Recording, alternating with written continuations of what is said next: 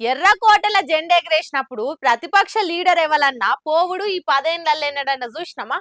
కానీ తొలిసూరి ఎల్ఓపి అయిన రాహుల్ గాంధీ సార్ మాత్రం ఏం చిన్నతనం అనుకోకుండా సర్కార్ పిలిచిందని ఎర్రకోట పోయిండు.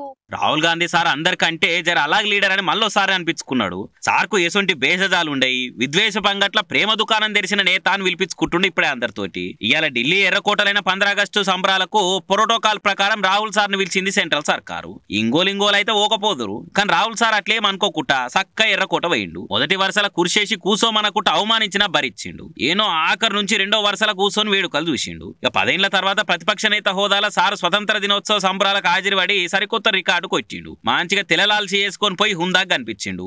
కానీ ఆ హుందాతనం అయితే అధికార పార్టీలు చూపిలేదు. ఎన్నో 3వ వరుసల మందిలో కూర్చుండబెట్టిరు. ప్రతిపక్ష నేతకి ఇచ్చే గౌరవం అయితే ఇయనే లేదని అంటారు కాంగ్రెస్ వాళ్ళు. ముంగటి వరుసల ప్రధాని పక్క పంటి కూర్చునే హోదా ఉన్న మనిషిని 3వ వరుసలో కూర్చోబెట్టి కావాలనే పిలిచి అవమానించిర్రు అని మస్తు గరమైతున్నారు. ఇక వసుదైక కుటుంబం అని కోతలు కోసుడు తప్ప చేతల చూపించేది ఏముంటది ఈ బీజేపీ వాళ్ళకని గరమైతున్నారు షేయి పార్టీ వాళ్ళు.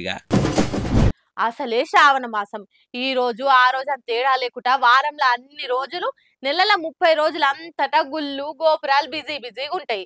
పూజలు, పునస్కారాలు, అర్చనలు, అభిషేకాలు, అలంకారాలతోని భక్తులు తీరొక్క రకంగా భక్తిని చూయించుకుంటారు.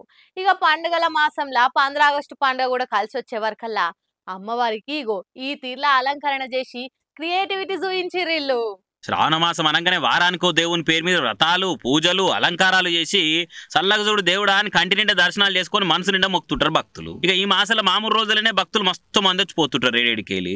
అసొంటిది ఇలా 15 ఆగస్టు సెలవు దినమాయే. చిన్నోళ్ళు పెద్దోళ్ళు ఇంటి లాదులు కూడా తీరిక చేసుకొని మరీ గుళ్ళకి వచ్చిపోతుంటారు. కాబట్టి మెదక్ ఏడుపాయల వనదుర్గా భవాని అమ్మవారు ఇగో ఈ తీర్ల దర్శనం ఇచ్చిరు. గుడోళ్ళు ఇంత మంచి ఓపికతో దండలు పెడిచి ఇగో ఇట్లా అలంకరించారు. శాకంబరి ఉత్సవాల పేరు మీద తీరొక్క కూరగాయలతో అమ్మవారిని అలంకరించుడు కూడా మస్తుగా చూస్తుంటాం అప్పుడప్పుడు. కానీ పూల దండాలు జాతీయ జెండా రంగులతో ఇట్లా అలంకరించే వరకలా భక్తులు చూసి మురిసిపోవడే కాకుండా ఫోటోలు వీడియోలు కూడా తీసుకోబట్టిరు.